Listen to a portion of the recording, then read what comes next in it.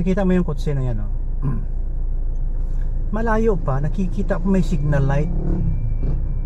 Liliko dito sa akin. Ayan, oh. Stop na ako. Stop na ako para mabigyan siya ng space. Yan. Ngayon, dun sa kabilang kanto, ngayon lang, wala pang 2 minutes. Yan.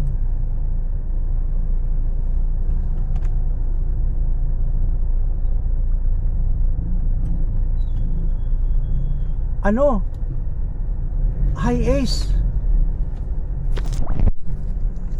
van.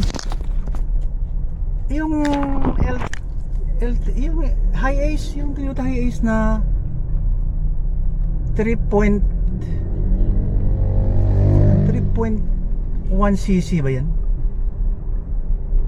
Ito 2.14 lang eh.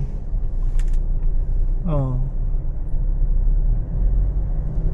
3 point something eh. Karamihan kasi niyan, parang kung sa Ilonggo pa, haras-haras. Ha? Parang may mga sungay na gustong mauna, mabilis. Yung mga high ace na yan, ang yabang. Totoo, malaki ang makina. Pero, you are endangering the lives and properties around you. Grabe mga driver na to, parang walang respeto. Nakita na niyang liliko, sa harap niya, sumundot pa rin siya. Hindi wala ng space dahil ang ulo nasa kanto na. Ako malayo pa pag nakita ko may signal light, meaning papunta sa akin, giveaway na ako. Bigyan ko na siya ng space. Yan ang problema minsan sa mga driver ng high ace na yan dito sa Mindanao. Ang yabang.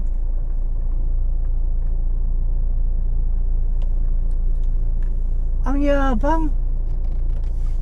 Porque mabilis at malakas ang makina. License to destroy. Parang hindi maganda ang ugali ng mga high ace. Karamihan yan driver lang. Ako nga 10 ang high ace ko. Hindi ako nagyayabang dahil hindi ko pa nabibili. Huwag mayabang, grabe naman kayo. Importante kasi ang safety ng ibang tao. Wala kaming pakialam kung sino ka. Pwede ka magpakamatay anytime. Ha? Doon ka sa bangin. Pero pag nadamay mo yung iba, kawawa yung iba sa kalukuhan, no? Pagmamaniho nyo. Kung may kaibigan lang ako, dapat Christian eh, o tunay na mabait, yung Muslim na mabait. Christian or Muslim, pareho lang yan, mabait.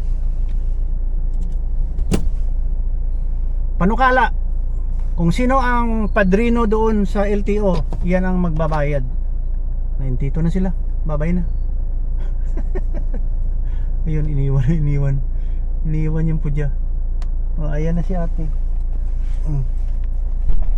Oo. Doon tumatakbo na.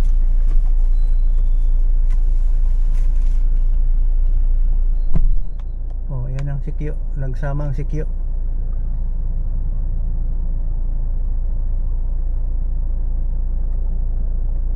Grabe itong mga driver na to.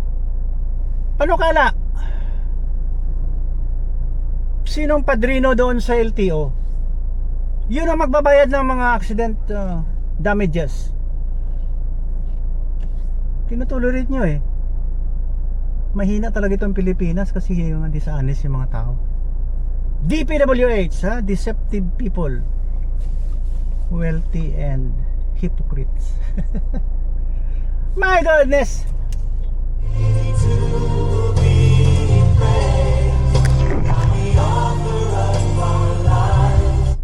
March 18, 2026.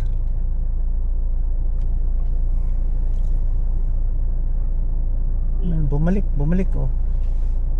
Andun pa sila sa loob.